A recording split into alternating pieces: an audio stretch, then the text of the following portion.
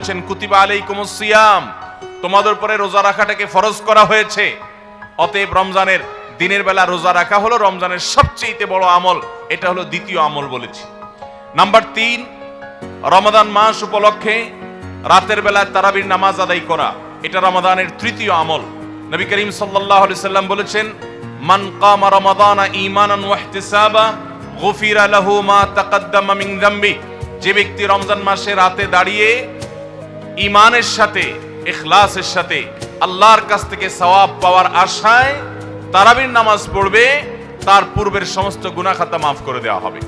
রমজানের চতুর্থ আমল হলো সাহারি করা। আমরা অনেকে ইচ্ছাকৃতভাবে সাহারি করি না, হয়তো কখনো ভালো লাগে না সাহারি করতে, খাওয়ার রুচি থাকে না, আমরা সাহারি খাই না। সাহারি খাওয়া ছাড়াও যদি কেউ রোজা রাখে, রোজা হয়ে যাবে, কিন্তু সাহারি খেলে আপনার খাদ্য গ্রহণ হবে, পাশাপাশি আপনি সওয়াব লাভ করবেন। 5 নম্বর আমল হলো সাহারিটা শেষের দিকে খাওয়া। এখনো অনেক মুরব্বীরা আছেন গ্রামাঞ্চলে, তারা মাঝরাতে সাহারি খেয়ে ফেলেন, 12টা 1টার দিকে সাহারি খেয়ে ফেলেন। সাহারি খাওয়ার জন্য সবচেয়ে উত্তম সময় হলো রাতের শেষ প্রহরের একেবারে শেষের দিকে। 6 নম্বর আমল হলো রমজান উপলক্ষে ইফতার করা। ইফতার মানে নাস্তা খাওয়া। সারা বছর আমরা দিনের বেলায় শুরুতে নাস্তা খাই, কিন্তু এর কারণে কোনো সওয়াব আমাদের আমল নামায় লেখা হবে এমন কোনো কথা বলা হয় নাই। কিন্তু রমজান মাসের সন্ধ্যা যখন আপনি ইফতার খাবেন, এই ইফতার খাওয়ার মাধ্যমে আপনি একটা সুন্নাহর উপর আমল করলেন, এটার কারণে আপনার আমল নামাতে একটা সওয়াব লেখা হবে। সওয়াবের আশা যদি আপনার থাকে, ইফতারের নিয়ত যদি আপনার থাকে, তাহলে এর মাধ্যমে আপনি সওয়াব লাভ করবেন। 7 নম্বর আমল হলো ইফতারটা তাড়াতাড়ি করা, ইফতার বিলম্বে না করা। আমরা অনেকে আছি ইফতার অনেক বেশি দেরি করি। আমরা মনে করি যত দেরি করে ইফতার করা যায় ততই বোধহয় রোজাটা নিশ্চিতভাবে শুদ্ধ হয়, সঠিক হয়। এটা ভুল ধারণা। নবী করিম সাল্লাল্লাহু আলাইহি সাল্লাম বলেছেন, যতদিন পর্যন্ত এই উম্মত মুসলমান জাতি ইফতার দ্রুততার সাথে করবে, অর্থাৎ ওয়াক্ত হওয়ার পর আর বিলম্ব করবে না, ততদিন পর্যন্ত তারা কল্যাণের মধ্যে থাকবে। 8 নম্বরের রমজানের আমল হলো ইফতারের দোয়া পড়া। ইফতারের দোয়াটা আমরা অনেকে জানিও না, আবার অনেকে জানলেও সেটা কখন পড়তে হয় সেটা জানি না। ইফতারের শুরুতে বিসমিল্লাহ বলে ইফতার শুরু করতে হবে, ইফতার করা শেষ, এরপরে দোয়া পড়তে হবে। আমরা অনেকে ইফতারের আগে দোয়া পড়ি, এই দোয়াটা ইফতার দোয়াটা পড়তে হয় ইফতারের পরে।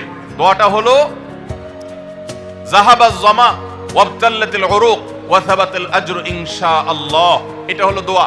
9 নম্বরের আমল হলো ইফতার এবং সাহারি উভয়টাতে খেজুর খাওয়া, এটা সুন্নাহ। খেজুরের মধ্যে প্রচুর খাদ্য শক্তি আছে। আমরা রমজান মাসে যে রোজা রাখি, সারাদিন পানাহার বর্জন করে থাকি, আমরা যদি সাহারিতে খেজুর খাই, আমাদের শরীরে প্রচুর পরিমাণ খাদ্য শক্তি থাকবে। 10 নম্বরের রমজানের আমল হলো দিনভর বেশি বেশি দোয়া করতে থাকা। ভাইরা আমার, রোজাদার ব্যক্তির দোয়া আল্লাহ রাব্বুল আলামিন ফিরিয়ে দেন না। রোজাদার ব্যক্তি দিনভর আল্লাহর কাছে দোয়া করতে থাকলে সে দোয়া কবুল হয়। নবী করিম সাল্লাল্লাহু আলাইহি সাল্লাম বলেছেন যে কয়েক ব্যক্তির দোয়া ফেরত দেওয়া হয় না, এর ভিতরে একজন হলেন আস-সাইমু হাত্তা ইফতির। রোজাদার ব্যক্তি ইফতার করা পর্যন্ত তার দোয়া কবুল হতে থাকে। আপনি রোজাদার অবস্থায় দোকানে কাজ করছেন, খেতে খামারে কাজ করছেন, আপনি ব্যবসা প্রতিষ্ঠানে কাজ করছেন, আপনি রাস্তায় হাঁটাচলা করছেন, মা বোনরা বাসা বাড়িতে গৃহস্থলী কাজকর্ম করছেন, এই কাজের ফাঁকে ফাঁকে ওযু নাই, অসুবিধা নেই, এই অবস্থায় আপনি দোয়া করতে থাকেন। রোজাদার অবস্থায় দোয়া কবুল হয়। সারাদিন আপনি মনে মনে আপনার চাওয়াগুলো আল্লাহর কাছে নিবেদন করেন, আল্লাহর সাথে আপনি কথা বলতে থাকেন, কারণ দোয়া কবুলের একটা মোক্ষম সময় হলো রমজান মাসে এই রোজা অবস্থায়। 11 নম্বর রমজানের বিশেষ আমল হলো সকল প্রকার পাপাচার বর্জন করা, কারণ রমজানের রোজার উদ্দেশ্যই হলো আমরা যেন পাপাচার বর্জন করতে পারি। 12 নম্বর আমল হলো পাপাচারের মধ্যে আবার বিশেষ করে মিথ্যা কথা, মিথ্যা কাজ, প্রতারণা 2 নম্বরই, এগুলো পরিহার করে চলা। এগুলো অন্য সময় তো পরিহার করতেই হবে, রমজানে আরো বিশেষ গুরুত্বের সাথে পরিহার করতে হবে। বুখারীর হাদিসে আসছে, নবী করিম সাল্লাল্লাহু আলাইহি সাল্লাম বলেছেন, মাল্লাম ইয়াদা কাওলাজ জুরি ওয়াল আমাল বিহি ফালাইসা লিল্লাহি হাজা আন ইয়াদা তাআমাহু ওয়া শারাবা। যে ব্যক্তি মিথ্যা কথা, মিথ্যা কাজ এগুলো ছাড়লো না, সেই ব্যক্তির উপবাস থাকায় আল্লাহর কোনো ঠেকা পড়ে নাই।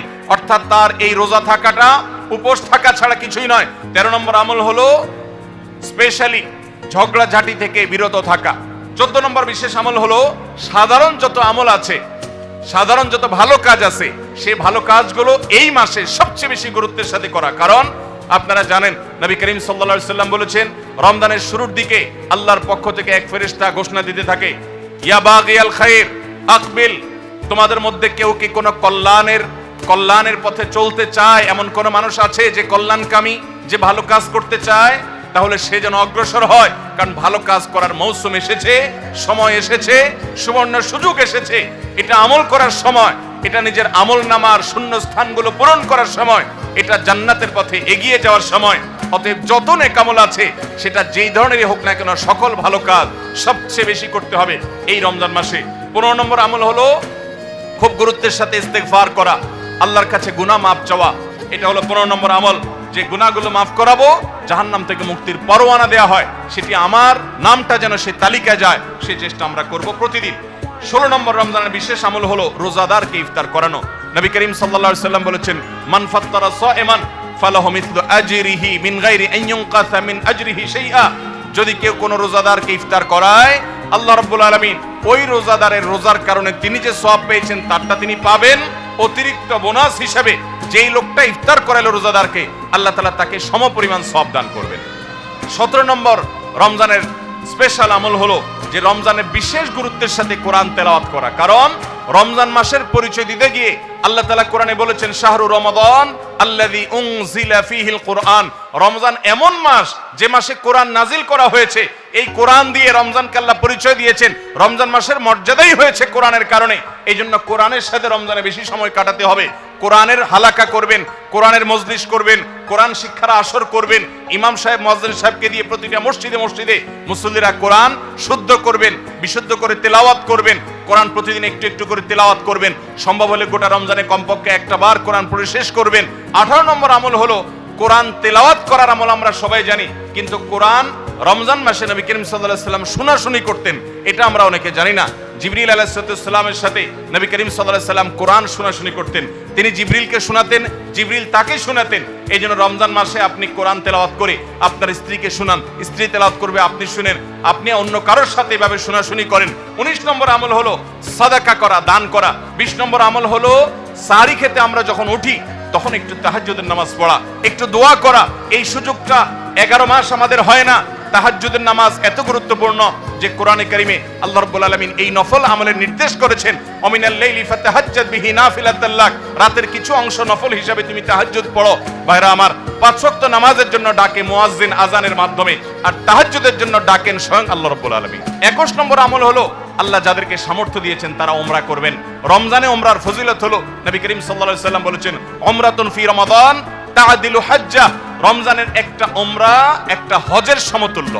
22 নম্বর আমল হলো রমজানে দিনের বেলা রোজা রেখে বেশি বেশি মেসওয়াক করবেন। আমরা অনেকে এটা জানি না যে রোজা রেখে মেসওয়াক করা যায়। আমরা বরং অনেকে মেসওয়াক করি না যে রোজা দুর্বল হয় কিনা। অথচ আম্মাজান আয়েশা রাদিয়াল্লাহু তাআলা আনহা বলেছেন যে আমি নবী করিম সাল্লাল্লাহু আলাইহি সাল্লামকে রমজান মাসে রোজা রেখে এত বেশি পরিমাণে মেসওয়াক করতে দেখেছি যে গুণে শেষ করা যাবে না। এই জন্য রমজান মাসে আপনার পকেটে মেসওয়াক থাকতে হবে। 23 নম্বর আমল হলো রমজানের শেষ 10টা দিন ইতিকাফে বসে যাওয়া। যাদের তৌফিক আছে মসজিদে ইতিকাফে বসে যাবেন। 24 নম্বর আমল হলো রমজানের শেষ দশকে বেশি বেশি ইবাদত করার চেষ্টা করা। বুখারী শরীফে আসছে নবী করিম সাল্লাল্লাহু আলাইহি সাল্লাম সম্পর্কে আম্মাজান আয়েশা বলেছেন, ইদা দাখালাল আশর, রমজানের শেষ 10 দিন যখন শুরু হতো তখন নবী সাল্লাল্লাহু আলাইহি সাল্লাম কি করতেন? আইকাজ আহিয়া লাইলা, সারা রাত আর ঘুমাতেন না। শেষ 10 দিন সারা রাত ঘুমাতেন না। ওয়াশাদ্দা মিযজারা, কোমর বেঁধে নিতেন। ওয়াইকাযা আহলা, এবং তার পরিবারকে তিনি জাগিয়ে তুলতেন। আরেক হাদিসে আসছে নবী সাল্লাল্লাহু আলাইহি সাল্লাম বলেছেন, কারণ নবী সাল্লাল্লাহু আলাইহি ওয়াসাল্লাম ইদা দাখালাল